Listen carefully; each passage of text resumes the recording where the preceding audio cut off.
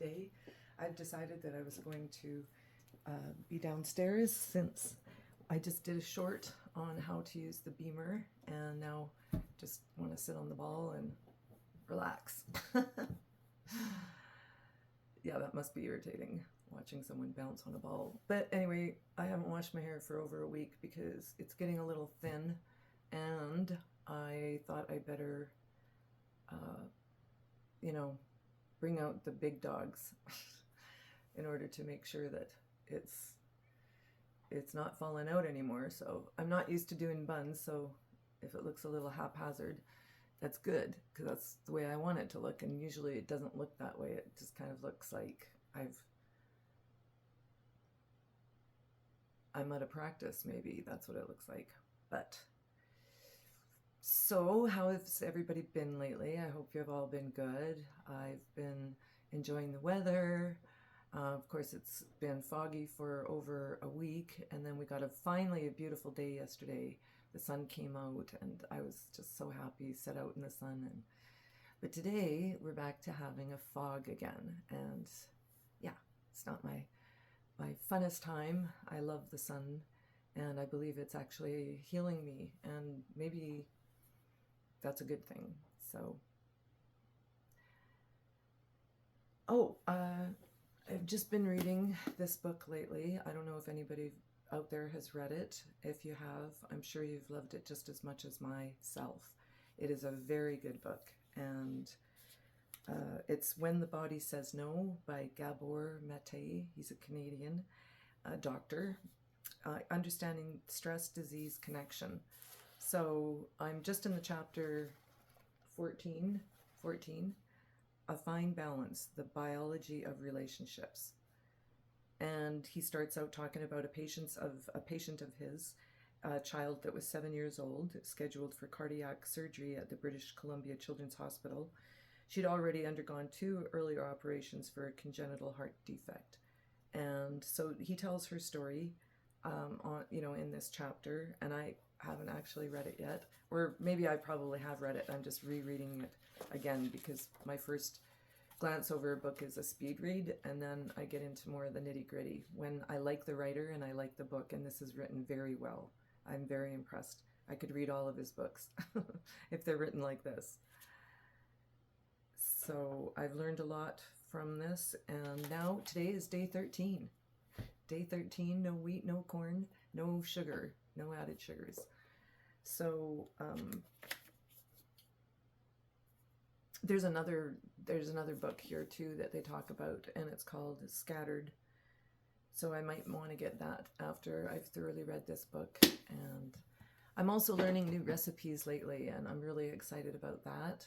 My family has even really enjoyed them because I used to kind of make the same thing over and over again. And when you're in chronic pain, hey, what are you going to do? You can't stand up. You can't move your arms. Your hands hurt all the time. I mean, I was in a state of complete freeze. I was a frozen person. And if you had known me or came close to me at that time, you would have thought, oh, really? But then if you know me now, you might see a difference, but if not, you will see a difference down the road, because I'm completely,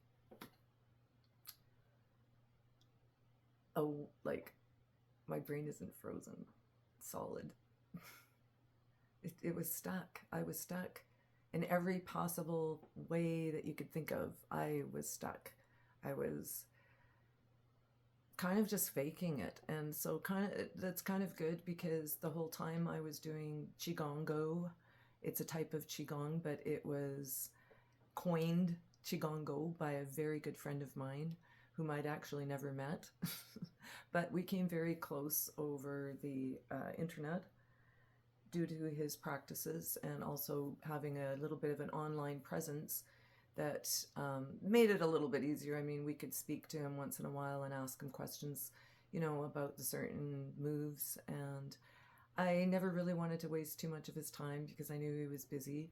I believe he was probably a bit older than myself by maybe 5 to 8 years, and he had a busy schedule. So I just watch the videos, and he does still have a presence online, even though he died in January 2020, a very sad day, because I didn't really get to say goodbye to him like I would have, even though he did try to get in touch with me. But I was in a brain fog freeze at that time, and very little relief. And then all of a sudden, before I knew it, before I had a chance to get out of the brain freeze and give him a text back, I had heard that he had passed. And R.I.P. Stephen Russell. I'm sure you're well missed by your family, because I didn't even know you, and I still, but the thing is, I feel Stephen around a lot, and I think he's actually nudged me recently in the context that we can call him a he, because he's no longer a human form. But because I knew him as a he, I will continue that. So he maybe nudged me lately, and all of a sudden I'm back on, I was able to find the website. It's courses, I'll put it in the link below. It's courses.waywardpublications. I'll put it in the .com. I think that's it. But sorry, my brain fog is getting a lot better. I can see my memory is just phenomenal. And in fact, I was thinking about buying a piano. Do you know how long it's been since I have had a piano in my life? It's been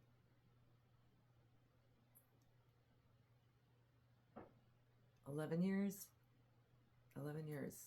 11 years actually, to the date almost, because even though we weren't moved in to this house, we were moving in, and what happened, it had flooded and we were just renovating it. So yeah, it's almost to the date that, because I wasn't even in the house. So actually it was, and I don't remember how to play piano. I'd have to, start again. When I sit down at a piano, like I did recently at this piano store not too far away from us, Kick-Axe Music, I found a beautiful piano that's quite small, and it had 88 keys, and I believe, to me it sounded and felt just like a real piano, and I miss that feeling in a piano. I do have an organ here, but my son uses it mostly, so, sorry, I got a whole bunch of hay blown in my eye yesterday, so I'm struggling with little pieces of, not just my hair sticking in my eye, that's not what's happening. It's just little pieces that got in my eye. So yeah, back to brain fog and Stephen Russell. I went on and did the practice that I did for years, and which is the Qigong. And the Qigong starts out, you're standing and you move water, right, 9 times, and then the next move is the twisty wisty. But anyways, that's actually not the next move. I made a mistake. I have not been on there forever, because I memorized all the moves, and because I started doing more breathing techniques and finding it difficult to even follow one thing through every day. I just found it almost impossible to have a schedule set, because when brain fog moves in, you don't have a schedule anymore. Whatever you propose to do that day, probably not going to happen, because along with brain fog becomes chronic fatigue. So with brain fog, chronic fatigue, you can manage very little. And there were days where I didn't even have the chance to get up and breathe, because I'm, either anxious to get on with the day. Especially this year, I felt so good. I just kind of threw it all to the wind until, my leg got worse and worse. And then I realized that I hadn't been balanced with my intake of corn and wheat, and that I probably had leaky gut. And leaky gut is something quite simple to get. You don't have to worry about, taking a long time to get leaky gut. You can have it at any age, and it can come on really quick. So the signs and symptoms are vast. And another book that I'm reading right now is by Dr. Curtis. I don't have the book in front of me, but I think I put it in the last link. If I didn't, I'll make sure I mention it either in a short version of or YouTube, and we'll just look at it there together.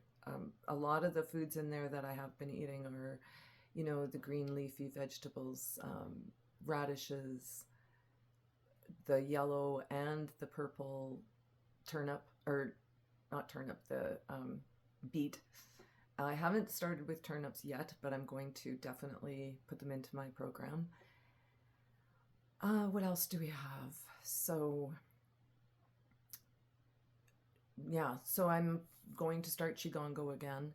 And like I said, it's a form of Qigong. And really, people don't know where Qigong arrived from or how it even got its start. However, it was used for people who wanted to get into martial arts, and that was the prerequisite to do it. It's not as intense as the focus needed in martial arts, and in my opinion, it's strictly to do with the Tao, with channeling the Tao that we have every day in our lives. Is something that it's an unusual force that we don't recognize exists, but it definitely does. And I can read more about that to you eventually, just by taking excerpts from pieces that I've learned myself and written down. I not just written down, I've printed out a lot of information about Qigong. So we can go into that one day, and I'll just label it Qigong, or I'll do a shorty on it. So I've got my little ball here today, and I've been, using it for various things. You have to keep moving, especially when you're my age. I think one of the most important things is always keep your rib cage moving. So if you can't lift your arms up above your head, which many people can't do, then you can lean down and do the same exercise by pulling your rib cage. The ball is the wonders for that, because it opens up the rib cage. You can also, move your hips around so that you can get more agility. The Japanese yoga that I do, Imi's vegan yoga, she always does a hip rotation, whether she's standing up or laying down. So these are the kinds of things that I was able to start out with when I had so much pain. And if you have got chronic pain, you know what I mean. So even though you might have chronic fatigue, you push yourself, you implore yourself to get on the mat. That is the hardest part, they say, in yoga. And I agree with them conclusively that without getting on that mat, it's impossible. But if you have pain in your body, getting down on the floor can be a very difficult process, and getting back up again can be even more difficult. So there are things that you can do to begin with that, and that's loosening your hip, loosening your shoulders. You can do all sorts of exercises with your shoulders. And I have so much pain in this when I do this exercise. It's very painful. Lifting it over your head. So I've got a clip in my head right now, so I'm not going to, but you know how to do this, right? You lift it right over your head and you give it a pull. Always make sure that you're working out your rib cage and your elbows. You can do twists. I do them every day. And then in Qigong, there's the twisty, Qigong Go, there's the twisty wisty, which is more like, you stand like this, you drop your shoulders, and then you can swing more, and as many as you want. In Qigong Go, it's 9 twisty wisties, and then you move your arms up. So and I know we're hitting the back of our body, and our rib cage has, back here it's our kidneys, right? Our liver is here. So when you're doing that, it's okay that you're, waking up this area, because it's really important to wake up. Also, another really good move is you keep your, shoulders down.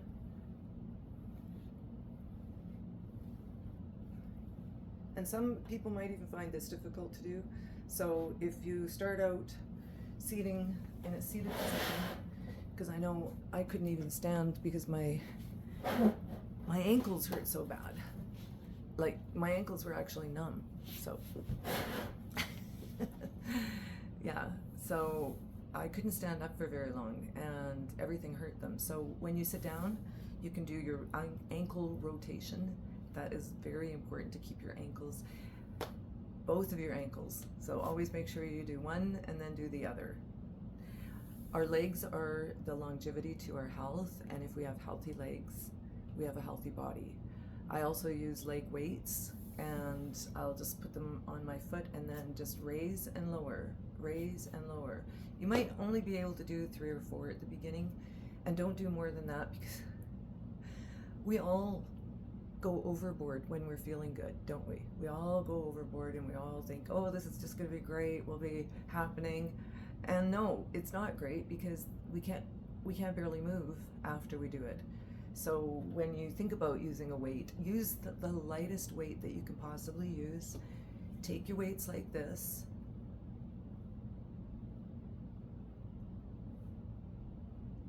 I do 9 on each rep, and then you can do whatever twists that you want to do with it, whatever you feel. And then eventually, you implement, don't forget to breathe, you implement way more into the position. Also, the shrugs could be done with weights as well, creating some resistance. If you don't want to use weights in the beginning, don't use weights, because you can create resistance on your own. And I know with the kind of pain that people suffer from, it's probably best just to do what you can and do what makes you feel good, and think about what you're doing. And I know that's hard, because when we're in brain fog, how do we think? We're dizzy most of the time anyways, and if we do the twisty-wisty, we'd probably fall over.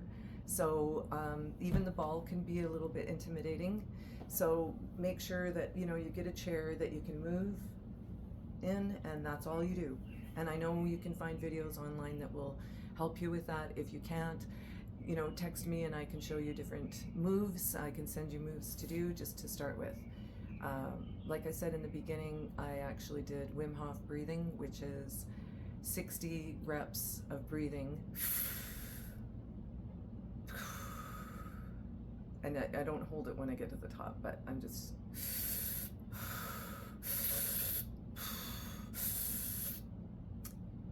showing you. And then after those 60 reps of breathing, then you let it out.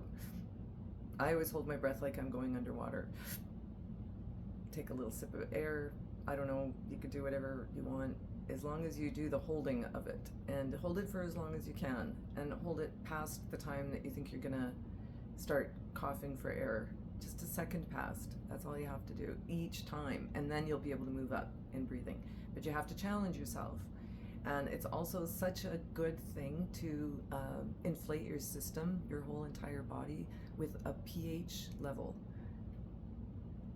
So it's not in an acidic state, and that would be really important to help with brain fog. And it was, I started doing this, I believe 2 Januaries ago, so 2023 I started breathing. 2024 is kind of like Januaries are kind of the time where I kind of get everything together, see what I've been able to do, what I can do more of, how I can set myself up for the year to get more relief from pain.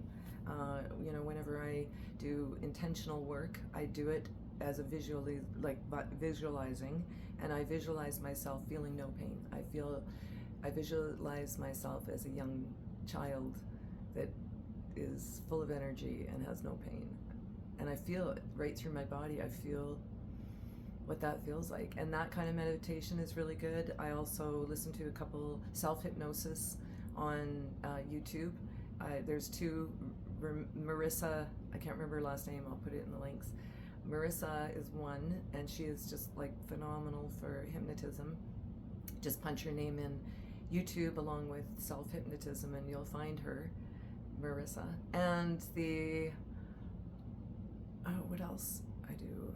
Well, I do several types of different meditations. I could do a walking meditation, a meditation through someone speaking, and I've got headphones on and they're playing a certain type of beat in order to bring you into a deeper state of consciousness. So meditation isn't just blanking your mind out. You can set an intention in your meditation and contemplate on it. You can also just listen to the faucet dripping or the fan going. There's just so many different things that you can do. So don't forget about the importance of meditation. And I've also thought of some really good recipes I want to share with you. There's a lot of good ones out there. Being that I am vegan, it will be a plant-based recipe, but I insist everybody should try it once in a while. And yes, I do get my protein, in case you don't know. Though I'm not a cow, I have a mammalian body. Well, I'm a mammal, like a cow, and green vegetables, green leafy vegetables, have a lot of protein in them. I don't eat grass, but I do have livestock, and they love any kind of green leafy substance like lettuce, or it's not really a substance, but lettuce, cucumber, squash. What else do they love? Cabbage, radish. Yeah, just endive. I haven't tried cauliflower yet, and I'm not sure if broccoli is one I will try, but we'll see. Anyways, I do feel great today. This is day 13 again that I have been not eating corn and wheat, drinking a lot more water, and my intake has gone to 8 glasses now per day. I drink two glasses, or at least 1 glass of warm water in the morning. The water is all filtrated in a reverse osmosis system, so hopefully that's good enough for now. And yeah, I've been just working on this journey that is continuing to take me to places that I never thought I would go. And sometimes I found that I was still holding on to the pain in my mind, and that proves that we have neural pathways that groove a pathway into our brain, so that when we do start to heal, our brain is going back. We're still going back to like where we felt, and we have to remember not to do that. We want to remember that we have to keep moving forward and change our brain. So if our brain is still stuck in the pain mode, move it out of the pain mode. And also, I have found that I don't want to do as much, whereas when I was in pain, I worked endlessly because I didn't want to feel the pain. It took my mind off the pain, and even though it put me to bed quickly after, and I'd go to bed at 6 o'clock sometimes because I would be so tired, fatigue would set in, the pain was there, so I'd wrap myself in a hot blanket. Of course, I'd use the Beamer, but changing my diet helped the Beamer, helped me even more, because I even feel my circulation moving better than it ever has, and I can't believe it. And so I think the blockages were definitely from leaky gut syndrome, and hopefully with the book that I've gotten from Dr. Curtis, I can also look into that. LDN, low dose nitroxin. It's for such a huge array of different conditions, and anyone can take it. It's just got to be low dose, and you work your way up in your dose. And I'm actually got an appointment booked next Tuesday to see my doctor about it. If it is something that I believe is going to be beneficial for me, I might start taking it, just to try to end some of that deep pain that fibromyalgia brings, even though you change your food. Though I have got to say, the girls online, if you go on TikTok, there's a few girls that are showing how to heal. Now, they're a lot younger than me, and they haven't had it quite as long as me, but in the severity of it, it's been a couple of years, and they couldn't stand it, so they just did all the things that they could to try to find out if the doctors were wrong and if they could actually heal this. And now they're telling us that they're running, and like, I can't run. If I ran, my body would shatter into pieces, in tiny little pieces all over the ground. So I look forward to that day. And I don't think I will take up running, but it would certainly be nice to be able to walk without excruciating pain in my body, and then not be able to move again for hours and hours and days or weeks later, just because I might have moved in a way I shouldn't have moved. And that gets a little bit annoying. Even as an older person, just about every day I make sure that I do exercise, but we have to stay balanced in everything that we do, also balanced in our body. And that means that we can be safe from falls because we're learning how to balance. So, you know, I have fallen lots over the years, but I stumble fall. So I don't normally hit the ground unless something hits me, which I did get hit really hard by my dog in the side of my leg, and she just bowled me right over. I fell on the ground, and so I had that to heal from, plus the fibromyalgia, plus menopause. And then I think I broke my foot last year by stepping the wrong way, and broke a little tiny bone in the top of my foot, or fractured it. And the Beamer, that healed so quickly. I'd never seen anything like it. So any kind of wound, even if I get a little scrape, I just use the Beamer. I use ice on most things, but then I'll go right to the Beamer, because the Beamer is the part that we need to increase our circulation. So that's why I like using it. And but the naltrexone, if you look it up, I know it does say that it's for people who have opiate addiction. However, that's just what the Northwestern Hemisphere has been using it for. But I think other countries have been using it for the multitude of symptoms that it actually can heal. And hopefully you don't have to be on it for the rest of your life. But leaky gut, you don't have to be going around your whole life with that either. You can heal a leaky gut quite easily by cutting out certain foods. And when you feel really good and your mind's clear, it's a different life completely. Even if you're in a wheelchair and you can't move, I insist that you think about some of the things I've spoken in the video. And if you don't like what you're hearing, then that's fine too. I don't mind. You can tell me what you don't like or what you do like. I might get a little angry, but actually that's good, because the reason I'm where I am at right now with fibromyalgia is because I never let my anger out. I always keep it in. And this people pleaser, didn't want to rock the boat with anybody.